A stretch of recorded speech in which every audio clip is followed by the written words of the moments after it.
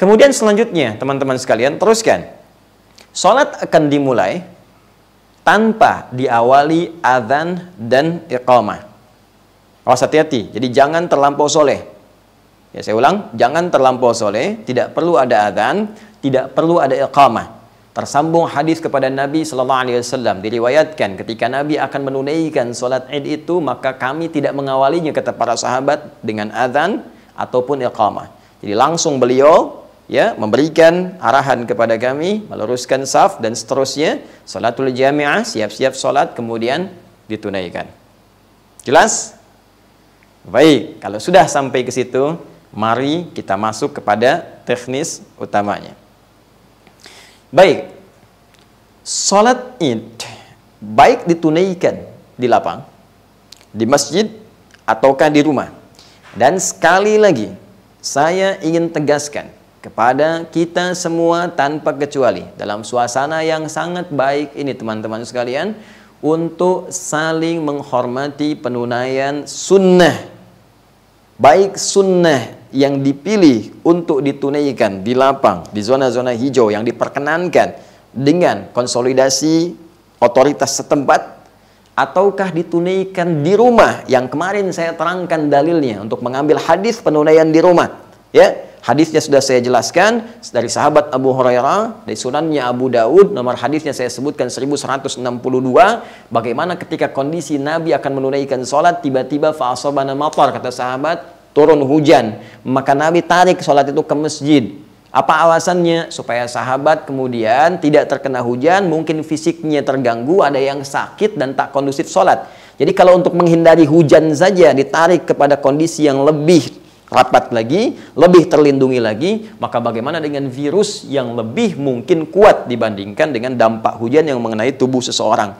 Maka bisa ditarik lagi ke tempat yang lebih dalam, yaitu kemana? Ke rumah. Di sini muncul kalimat kita, sholat Id di rumah saja, bagi yang tak memungkinkan untuk ke masjid atau ke lapang. Dan ini contohnya sudah ada dipraktekkan oleh sahabat Anas bin Malik radhiyallahu taala anhu. Ya, Al-Imam Al-Bukhari meriwayatkan dalam hadis beliau di Abwabul Id, ya, Idain, bahkan Abwabul Idain, ya, bab pembahasan tentang sholat dua hari raya, baik Idul Fitri atau Idul Adha. Bab idza fatahul Id, bab spesifik pembahasan jika kehilangan kesempatan menunaikan sholat Id bersama orang banyak di lapang ataukah di masjid. Ya, thumma yusalli rak'atain, maka dia tetap bisa menunaikan sholat 2 rakaat. Wa kadzalika nisa, demikian pula perempuan-perempuan yang enggak sempat ikut bergabung, boleh dia tunaikan. Ini yang paling menarik. Wa fil buyuti wal qura, dan cara penunaiannya di rumah atau di kampung-kampung, tempat-tempat yang spesifik. Itu ada di halaman atau di juz yang kedua, di halaman ke-23. Memang hadis ini mu'allaq sifatnya. Ya, mu'allaq itu terputus beberapa rawinya sehingga kualitasnya tuh tidak terlampau valid, tapi dia punya penguat. Ya, di mana? Di Musannaf Ibnu Abi Syaibah. Ya, dalam musannafnya dikuatkan, jalurnya disebutkan, plus didukung di Sunan Al-Baihaqi, disebutkan jalur yang mu'allaq tadi, sehingga hadis ini naik menjadi kuat. Itulah kejeniusan Imam Al-Bukhari, walaupun tidak dimasukkan dalam kitab sahihnya, beliau tetap menyampaikan karena ada penguat dalam riwayat-riwayat yang lainnya. Ya, apa yang disebutkan di situ? Disebutkan bahwa sahabat Anas bin Malik jama'a ahlahu wa banihi.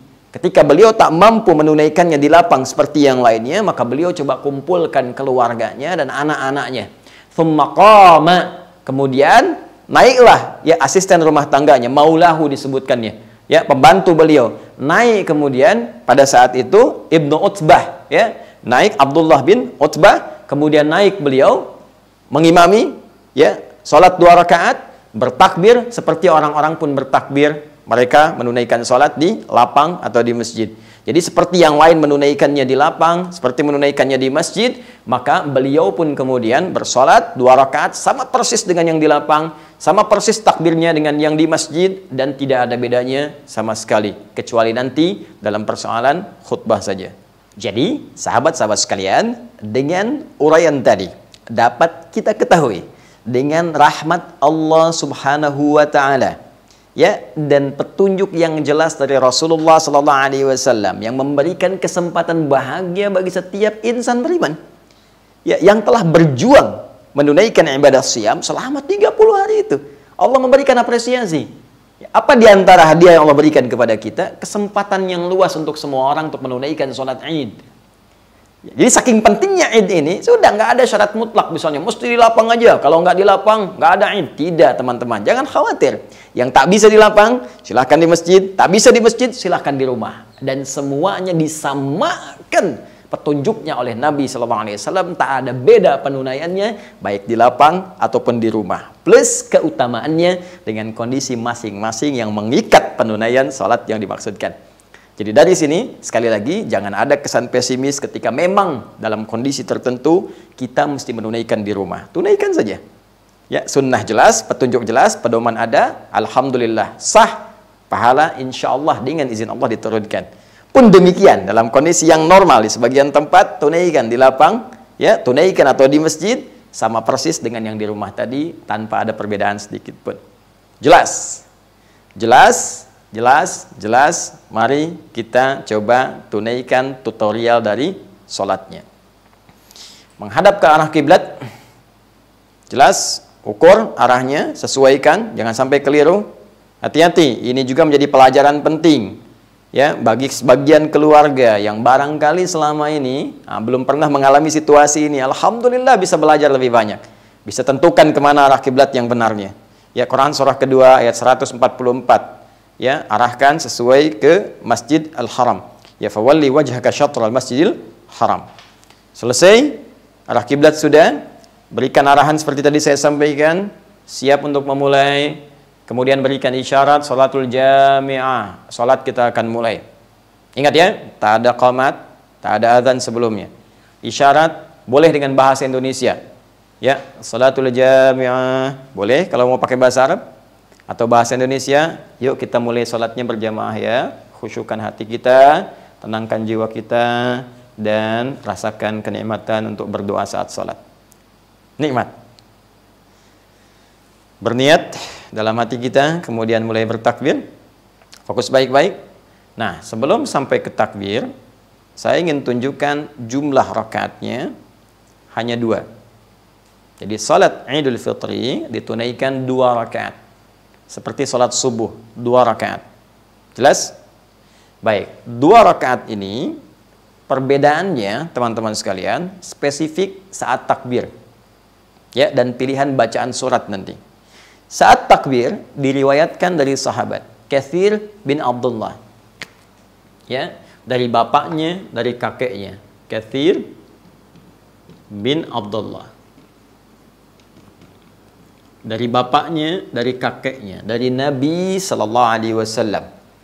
Ketika terlihat beliau menunaikan sholat Id itu, beliau mengimami dengan takbir, disebutnya takbirat zawaid, takbir tambahan dari sekedar takbiratul ihram. Takbir tambahan ini di rakaat pertama jumlahnya 7 dan di rakaat kedua jumlahnya 5.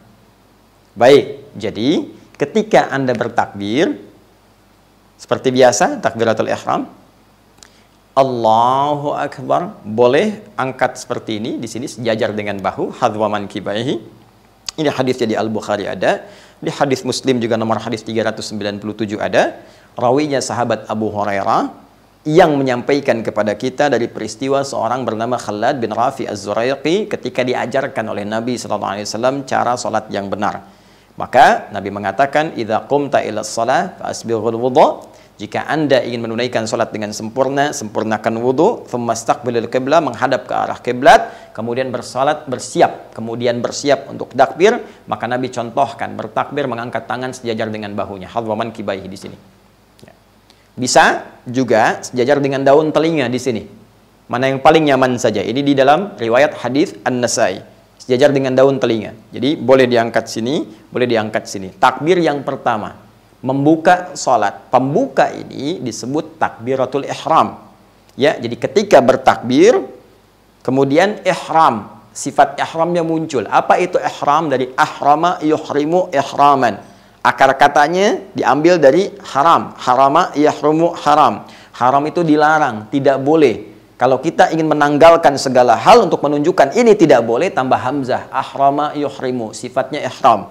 Maksudnya apa? Ketika sudah bertakbir maka dilarang, tidak boleh, tinggalkan segala hal yang tidak terkait dengan sholat. Buang urusan dunia ke belakang, buang, jangan dibawa-bawa. Permasalahannya orang sholat seringkali membawa dunianya sehingga itu mengganggu kekhusyuan dalam sholatnya. Padahal rumusnya jelas, begitu diangkat takbir.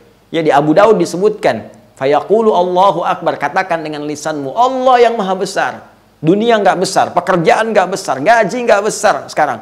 Corona kecil, semua Allah yang hanya besar. Ya, buang semua ke belakang. Sehingga urusan kita hanya terfokus kepada Allah saja dan mengagungkan Allahu Jalla Jalalah. Diangkat seperti ini, kemudian angkat sejajar dengan ya telinganya atau sejajar dengan bahu atau daun telinganya. Maka setelah itu teman-teman sekalian, ihram, ingat ihram, buang semua yang tidak ada kaitan dengan salat. Fa wada'u kaffahul yumna aw yadahul yumna 'alal yusra, maka kemudian meletakkan telapak yang kanan di punggung yang kiri seperti ini. Ya. Di dadanya, sadrun, di sini boleh begini, ya. Yang telapak ke punggung, boleh ini rusgun ala rusgin. Ya, ini pergelangan di pergelangan, di sini ketemunya. Ya, tapi tolong harus pas ya. Jangan direka-reka. Allah Akbar, tidak ya. Cukup langsung saja takbir Allahu Akbar. Boleh ke sini sedikit tapi jangan sampai ke sini. Ya, jadi jangan megang siku ke sini. Dan ini dicela oleh Nabi. Jangan sampai kamu takbir bersedekap seperti orang sombong. Jadi diibaratkan sombong begini. Ya, kayak lagi ngawasin proyek gitu. Seperti ini. Ya, tidak. Jadi sampai di sini saja. Nah, ini takbir pertama. Disebut takbir pembuka. Bukan pertama dalam konteks yang 7 tadi. Jadi takbir pembukanya ihram. Baru setelah itu tambahkan 7. Ya, bacaan tidak ada beda. Allahu Akbar seperti tadi, ya. 1, Allahu Akbar, 2, Allahu Akbar, 3 sampai dengan 7. Baik, Ustadz, apakah di sela-sela takbir itu ada bacaan spesifik? Baik, di sini ada perbedaan kecil pendapat di antara ulama karena memang tidak ada yang spesifik langsung disebutkan dari Nabi, hanya isyarat saja. Dalam hadis Katsir bin Abdullah tadi, nggak dirinci bacaan antar takbir zawaid tadi, takbir tambahan. Hanya disebutkan Nabi takbir 7 kali. Pertama, rakaat kedua 5 kali. Karena hanya sebutannya seperti itu saja, maka ada yang menyimpulkan, terutama mazhab Maliki, di Imam Malik, takbirnya tidak diselingi dengan bacaan apapun, cukup takbir saja. Ya, jadi singkat, cepat, padat. Allahu Akbar. Allahu Akbar. 2. Allahu Akbar 3, Allahu Akbar 4, demikian terus sampai dengan 7. Baik, di mazhab Asy-Syafi'i kemudian mengambil keumuman makna dari sela-sela walitukabbirullaha ala ma hadakum. Isyarat Al-Qur'an supaya engkau memperbanyak takbir. Sedangkan takbir teknis petunjuk ketika dari bacaan Nabi ada riwayat menyebutkan takbir, tahmid, tasbih. Allahu Akbar, la ilaha illallah, wallahu akbar, walillahil hamd. Ya, ada takbir, ada tasbih, ada tahmid. Maka sebagian, khususnya dari mazhab Asy-Syafi'i, mengisi sela-sela itu dengan kalimat-kalimat isyarat hadis tadi. Jadi begitu diucapkan takbirnya, diangkat tangannya, Allahu Akbar kabira, alhamdulillahi katsira, subhanallahi bukratan wa asila. Ya, atau perbanyak takbir saja, tahmid saja, atau tasbih saja. Ini umum sifatnya. Sampai dengan 7. Jadi Allahu Akbar, jeda ucapkan, Allahu Akbar, jeda ucapkan, mau tasbih, tahmid, takbir, atau dihimpunkan. Allahu Akbar kabira, walhamdulillahi katsira, wa subhanallahi bukratan wa asila. Allahu Akbar kabira takbir, walhamdulillahi katsira tahmid, ya wa subhanallahi bukratan wa asila tasbih. Ketiganya dikumpulkan dalam satu kalimat. Baik mengucapkan atau tidak berpengaruh kepada sahnya sholat. Jelas? Ya, jadi keduanya benar. Tanpa bacaan benar, tanpa mengatakan tadi benar, dikatakan pun baca tadi benar diantaranya. Ya, yang salah siapa? Belum tentu. Yang tidak sholat pun nggak salah karena hukumnya sunnah, Ferguson. Jelas ya? Nah, jadi jangan menyimpulkan sesuatu yang belum kita ketahui dasarnya. Paham ya? Baik, teruskan. Jadi fokus ya, fokus lagi. Sudah takbir, kemudian selesai 7 kali. Nah, diam sejenak. Baca iftitah. Ya, silahkan disesuaikan. Iftitah itu banyak, ada lebih daripada 9 doa. Mau baca yang panjang boleh, ya. Allahu akbar kabira, walhamdulillahi katsira, subhanallahi bukratan wa asila, ya. Kemudian disambungkan wajjahtu wajhiya lilladzi fataras samawati wal arda hanifan muslima wa ma ana minal musyrikin. Inna salati wa nusuki wa mahyaya wa mamati lillahi rabbil alamin la syarika lahu wa bidzalika umirtu wa ana minal muslimin atau wa ana awwalul muslimin. Boleh. Yang mau pakai Allahumma ba'id baini wa baina khataayaya silahkan, boleh. Atau yang paling pendek pun boleh, silahkan. Ya, jadi silahkan dipilih mana yang paling memudahkan. Setelah takbir, iftitah. Jadi kalau iftitah yang pendek, istiftah yang panjang. Ya. Setelah itu masuk Al-Fatihah, 7 ayat.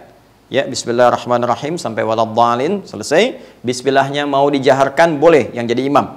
Ya, jadi nanti ada setidaknya menghitung para ulama hadis ada 70 riwayat tentang bacaan Bismillah, dibagi 4 klasifikasi. Pertama boleh jahar. Ini diambil nanti oleh Al-Imam Asy-Syafi'i, ditunjukkan pada muridnya sampai diikuti mazhabnya. Jahar. Jahar itu keraskan. Setelah selesai iftitah, masuk Al-Fatihah, Bismillahirrahmanirrahim. Jelas jahar. Sir. Sir itu silent, yang dengar cuma kita. Bismillahirrahmanirrahim. Alhamdulillahirabbil alamin. Jelas. 3, tidak dibaca sama sekali, langsung alhamdulillah. Alhamdulillahirabbil alamin. Jelas? Kemudian yang terakhir dibaca rakaat pertama dengan keras, Bismillahirrahmanirrahim. Selanjutnya tidak dibaca lagi. Anda boleh pilih mana yang paling mudah untuk dipilih. Jelas? Tapi sebelum membaca itu, ta'awudz dulu. Ta'awudz dan sifatnya sir. A'udzubillahi minasyaitonirrajim. Sir, silent, baru Al-Fatihah. Ulang, fokus. Takbir, iftitah, ta'awudz, Al-Fatihah. Setelah waladhdallin, amin, tuntas, baca surah. Surahnya bisa Anda pilih. Ya, berdasar hadis riwayat Al-Imam Muslim menyampaikan riwayat dari Nabi sallallahu alaihi wasallam bahwa kebiasaan Rasulullah sallallahu alaihi wasallam, sekali lagi, kebiasaan Rasulullah sallallahu alaihi wasallam ketika beliau menunaikan salat Idnya, maka di rakaat yang pertama beliau kalau tidak membaca surat Qaf, ya, surah yang ke-50, atau membaca Al-A'la, surah yang ke-87, ya, Sabbihisma rabbikal a'la. Ini yang sering dibaca Nabi. Kalau sekiranya ada kemampuan untuk bisa membaca satu di antara surah ini, silahkan dipilih. Apakah Qaf atau Sabbihisma rabbikal a'la. 1. Adapun kemudian di rakaat yang kedua, setelah selesai waladhdallin, amin, tuntas, maka kebiasaan Nabi sallallahu alaihi wasallam beliau memilih satu di antara 2 surah lagi. Ya, imma surah 54 Al-Qamar, ya, atau surah yang ke-88 Al-Ghasyiyah. Kalau tidak baca Al-Qamar, ya, iqtarabatis sa'atu wa insyaqqal qamar, atau hal ataka haditsul ghasyiyah. Ini kebiasaan. Kebiasaan yang Nabi kerjakan disebut sunnah. Sehingga para ulama mengatakan sunnahnya boleh. Rakaat pertama, Sabbihisma rabbikal a'la. Rakaat kedua, hal ataka haditsul ghasyiyah. Atau rakaat pertama, Qaf. Rakaat yang kedua, iqtarabatis sa'ah wa insyaqqal qamar. Ini pilihan. Kalaupun Anda melihat saat di awal tadi, begitu nengok makmum, oh, anak-anak kecil, masih bayi, ya, istri juga barangkali agak kesulitan, ada ibu mertua sepuh juga, mau dibacakan Qaf, mereka belum tentu kuat, ayatnya cukup panjang, ya, bukan hanya mereka nggak kuat, imamnya aja belum tentu hafal misalnya, ya, atau ala-ala juga demikian, ya, sudah imam nggak kuat, sudah imam nggak hafal, makmum belum kuat. Atau sudah imam belum hafal, makmum nggak kuat, nah, maka pilih Al-A'la. Aduh, belum bisa hafal juga Al-A'la misalnya, maka tidak usah susah-susah, baca yang tengah-tengah. Ad-Duha, ya, wad-duha wal-laili idza saja. Baik, ma wadda'aka rabbuka wa ma qala, baca Ad-Duha. Rakaat keduanya baca Al-Insyirah, karena Duha dan Al-Insyirah itu satu paket penurunannya. Ya, maka saya lebih senang kalau rakaat pertama baca Ad-Duha, kedua Al-Insyirah. Ustadz, saya sulit juga Ustadz bacanya. Nah, ini qadar Allah ini, alhamdulillah, syukur pada Allah saya diberi kesempatan jadi imam seumur-umur di keluarga. Mudah-mudahan hisab jaringan di hari kiamat dan bisa jadi tanda di hadapan Allah, ya Allah, saya pernah jadi imam di keluarga. Ya, bawa, ini kesempatan. Kalau bisa para ayah di rumah, jangan wakilkan. Kalau bisa Anda, ya, Kecuali kalau Anda telah siapkan generasi penerus, anak-anak yang sudah 30 juz, hafid, kebanggaan, silahkan. Tapi kalau Anda mampu lakukan, itu akan meringankan hisab Anda di hari kiamat. Ketika ditanya apa yang sudah kamu kerjakan sebagai seorang ayah, ya Allah, Engkau maha tahu, aku pernah menjadi imam dalam salat Id bagi keluargaku. Dan ini mungkin akan meringankan dari sekian hisab yang akan Allah tanyakan kepada kita. Kalau sulit ad-duha, sulit al-insyirah, bukan aib Anda memimpin dengan al-ikhlas, qul huwallahu ahad, atau al-falaq, atau an-nas. Tidak ada masalah. Yang penting ada satu lembaran tertuliskan di episode kehidupan kita, bahwa kita pernah jadi kebanggaan di keluarga dengan memfungsikan fungsi keimaman kita, bukan sekedar di rumah tangga, mengurus rumah dan persoalan tangga, tapi juga dalam persoalan konteks spiritual dan untuk akhirat kita. Nah, selebihnya teman-teman, tidak ada beda. Setelah selesai surah yang pertama, ruku seperti biasa, Allahu Akbar, ruku. Baik, kemudian yang tidak, ya, sami Allahu liman hamidah, seperti biasa saja, seperti Anda salat subuh. Ya, 2 rakaat. Ya, hanya nanti tidak ada kunut. Ya, sepakat kalau Idul Fitri nggak ada kunutnya. Kemudian setelah itu, rakaat kedua juga demikian sampai dengan salam. Dan selesai salat Idnya. Baik. Bagi yang di lapang atau di masjid, setelah selesai dilanjutkan dengan khutbah. Sunnahnya. Baik ya? Untuk menyampaikan kegembiraan. Dan khutbahnya singkat padat. Ya, Nabi hanya tersebut dalam riwayat-riwayat, ya, hamadallah wa athna alaih, beliau memuji Allah. Ya, kemudian wa wa'adhan nas, menyampaikan nasihat kepada orang-orang, wa dzakarahum, mengingatkan mereka untuk meningkatkan takwa kepada Allah Subhanahu wa taala. Lalu memerintahkan kemudian kepada Bilal untuk memotivasi orang-orang yang mau sedekah. Nah, ini dasar penyebaran kotak infak gitu ya. Nah, itu dasarnya ada. Hadisnya juga ada, sahih hadisnya. Ya, bahkan nanti disebutkan ada perempuan-perempuan yang nyimpan perhiasannya, nyampaikan hartanya dan sebagainya. Itu dalam konteks yang normal. Dalam kondisi Anda ada di rumah, nah, di sini sebagian besar berpendapat bahwa tuntutan untuk berkhutbah itu lebih ringan, artinya ditiadakan, tidak ada masalah. Karena yang penting dalam sholat Id itu adalah sholatnya. Ya, adapun khutbah itu untuk menyampaikan pesan pada orang banyak, orang-orang. Nah, ini di rumah Anda cuma Anda dan keluarga. Jelas, gitu kan? Walaupun kalau ingin khutbah tidak dilarang, cukup penuhi rukunnya saja. Ya, paham ya? Memuji Allah Subhanahu wa taala, kan? Bersalawat kepada Rasulullah sallallahu alaihi wasallam, kemudian syahadat, berikan pesan singkat sudah. Ya, kalau enggak bisa pesannya baca ayat takwa, ittaqillah.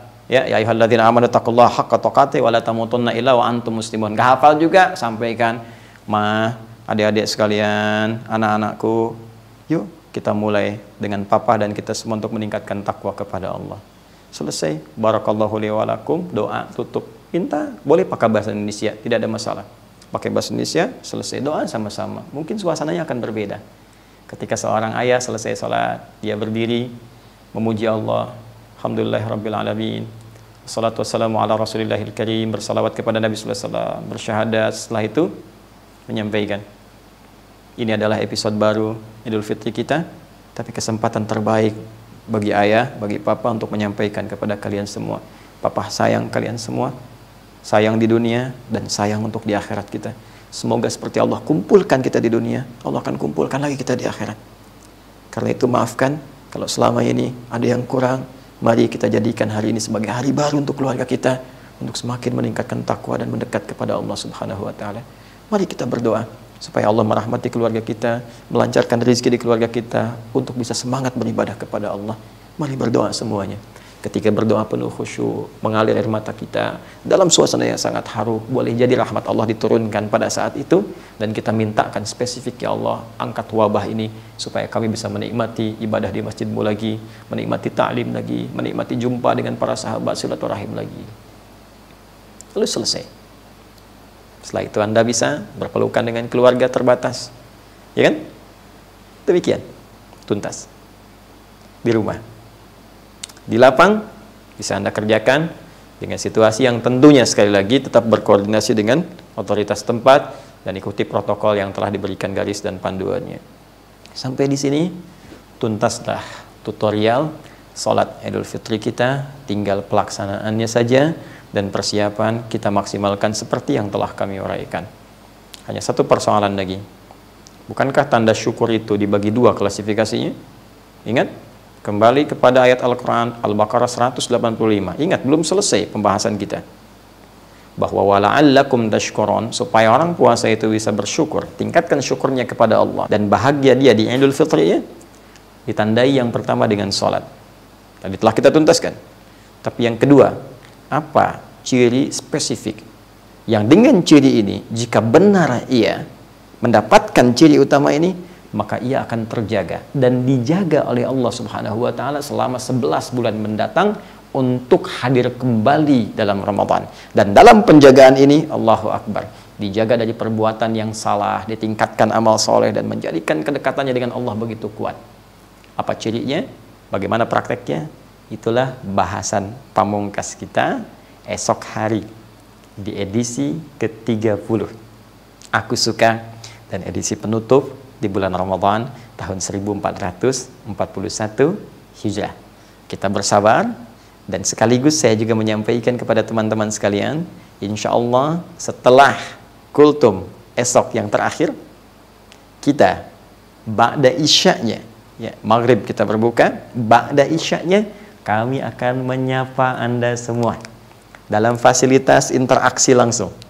Ya, ada insya Allah media Zoom yang kita siapkan. Teman-teman nanti akan dibuka pendaftaran. Anda silahkan nanti hadir di situ. Kita akan hadirkan gema takbir bersama. Terhubung lewat media daring, nggak dengan online. Kita akan bertakbir dan kita akan berkenalan dengan keluarga Aku Suka, dan bersama-sama berdoa memohon kepada Allah Subhanahu wa taala untuk kebaikan kita, kebaikan bangsa kita, negara kita, keluarga kita, besar ataupun kecil, dan khususnya untuk akhirat kita. Demikian yang saya sampaikan, semoga bermanfaat. Saya menyayangi Anda seperti saya menyayangi diri saya, dan saya bermohon kepada Allah semoga kita semua dirahmati. Selamat berbuka. Subhanakallahumma wa bihamdika asyhadu an la ilaha illa anta astaghfiruka wa atubu ilaik. Wa akhiru da'wana alhamdulillahi rabbil alamin. Assalamualaikum warahmatullahi wabarakatuh.